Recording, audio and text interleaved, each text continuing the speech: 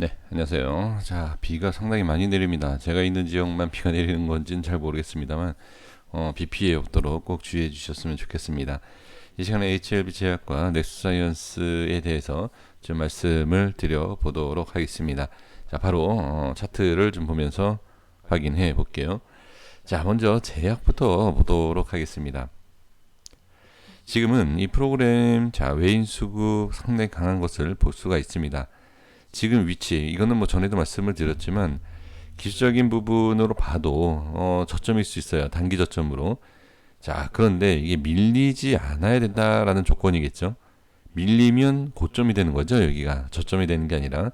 근데 이게 고점이 될지 저점이 될지를 알 수 있는 것은 뭐 없어요. 방법은. 이 자리가 어떠한 자리냐가 이제 중요한 거지. 여기에서 뭐 반등합니다. 예, 이런 전 말 같지도 않은 내용은 말씀드리지 않습니다. 그래서 기술적으로 올라갈 수 있는 위치이긴 하지만 내려간다라고 했을 때에는 저점이 될 수는 없죠.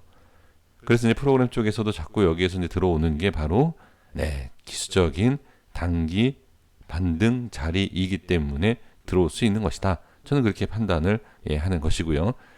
그리고 지금 시간에 약간 좀 반등이 나왔는데 이제 가장 중요한 건 사실 이 차트 분석을 가장 비난하고 그다음에 차트 분석에 있어서 가장 또 이렇게 좀 좋지 않게 말씀하시는 분들이 특징이 뭔지 아십니까? 자, 저는 그런 분들을 뭐라고 하는 게 아니라 저도 뭐 동의하는 내용이기 때문에 그래요. 하락장이에요, 하락장. 그래서 저도 시장이 좀 좋지 않다, 좀 좋지 않을 것 같다라고 생각하면 차트고 뭐고 전 매매를 잘 안 합니다. 그렇기 때문에 시장에 대한 흐름을 봐야 돼요. 자, 그래서 기준. 하지만 급등장이든 급락장이든 차트 분석은 필요한 이유는 뭐다? 기준 때문에 그래요. 이 자리가 분명히 어느 자리다라는 것. 모르는 사람들도 많지만 아시는 분들도 많아요.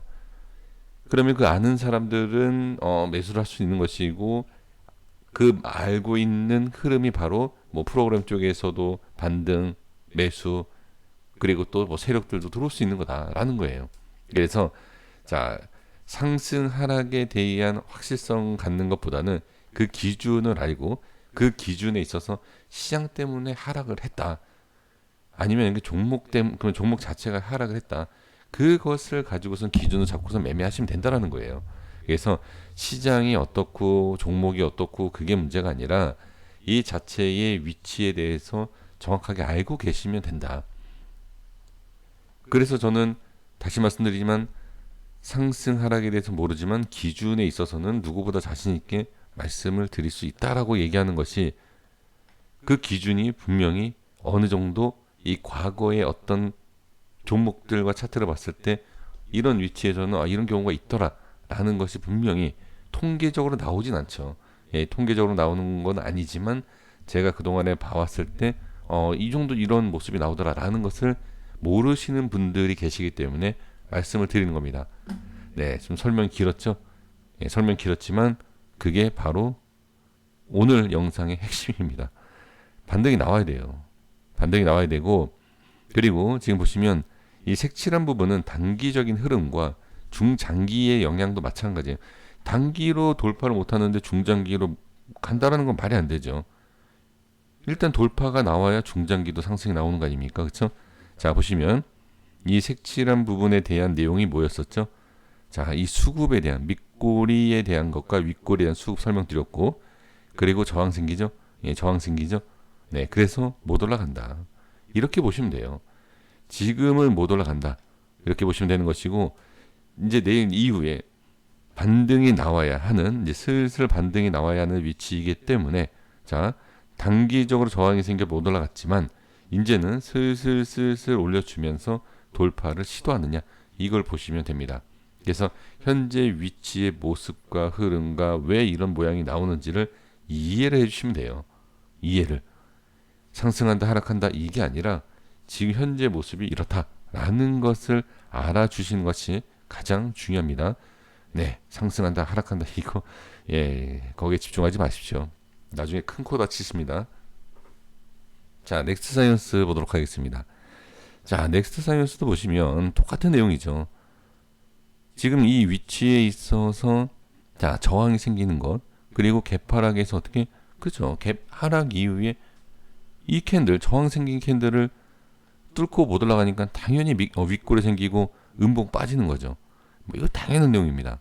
자 그리고 이제 프로그램 쪽 외인 수급 강한 것은 예, 여기 아직까지는 자 보세요. 큰 그림으로 보세요. 큰 그림으로 이 위치 예, 여기는 뚫으면 급등 자리예요. 뚫으면 그걸 알고 있다. 뭐 프로그램 쪽이든 뭐 알고 있는 거죠. 그렇기 때문에 여기에서 지금 이 정도 하락을 가지고서는 걱정하실 필요가 없다. 이렇게 올라왔는데 이것 빠졌다라고 해서 문제가 되는 것은 아니죠. 그리고 여러 가지의 다른 흐름을 봤을 때 기술적으로 볼 게 참 많아요. 이런 흐름, 지지가 되는 자리, 돌파해서 꼭대기에 있는 자리, 그리고 뭐 추세 보시는 분들께서는 추세를 이어가는 자리, 모든 기술적으로 봤을 때 예, 안 좋은 내용이 없어요. 여기에서는. 다만 많이 올랐기 때문에 이 정도 빠지는 것. 뭐 10%, 20% 손실 겁이 나시잖아요. 그렇죠? 근데 세력 입장에서는 그냥 웃는 거죠. 뭐 엄청나게 이미 수익 중인데 이거 빠진다라고 해서 얘네들이 뭐 불안하다? 뭐 그런 것도 아니고 프로그램 쪽에서 마찬가지예요. 프로그램 쪽에서도 좀 전에 말씀드린 것처럼 여기에서는 이 정도 하락을 가지고서는 뭐 못 간다라고 얘기할 수 없는 거죠.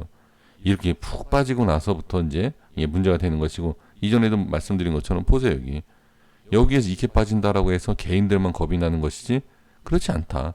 마찬가지죠. 정말 크게 간다. 이 큰 대세 상승의 3파가 나오기 위해선 당연히 눌려야 돼요. 눌리지 않으면 3파가 없어요. 왜? 그냥 가는 거죠. 이건 2파에서 그냥 가는 거예요. 그러니까 지금 이 프로그램에 들어오는 이유도 3파 때문에 3파 상승이 아니라 그냥 2파 상승이 죽지 않아서 그런 거예요. 2파 대세 상승이 죽지 않았기 때문에 매도 물량이 나올 이유가 전혀 없다. 이렇게 그냥 보시면 가장 확실하고 정확한 내용이 아닌가 저는 그렇게 생각을 합니다. 만약에 대세 상승 3파를 기다린다. 2파가 죽어야 돼요. 그러니까 우리 투자자분들께서는 말로만 예를 들어서 이거 3파 나온다. 3파 기대한다. 그렇죠?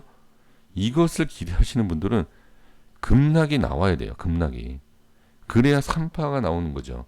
근데 지금은 2파 끝나지도 않았고 2파에서도 뭐 눌린 것도 아니고 아무것도 아니에요. 2파 상승 중입니다. 지금. 예, 이걸 알아주셔야 됩니다. 그렇기 때문에 지금은 3파 언급하기에는 너무 일러요. 그러니까 만약에 이게 3파 얘기가 나온다라고 했을 때는 기술적 분석에 대한 흐름을 전혀 모르는 거예요. 그러니까 이해도가 완전히 떨어지는 거죠. 3파를 얘기한다. 지금 대상승 3파를 얘기하는 것은 아니에요. 그렇기 때문에 2파조차도 상승이 끝나지 않았다. 이렇게 보시면 좋을 것 같습니다. 네, 여기까지 이렇게 하고 정리하겠습니다. 구독과 좋아요 부탁드리겠습니다. 감사합니다.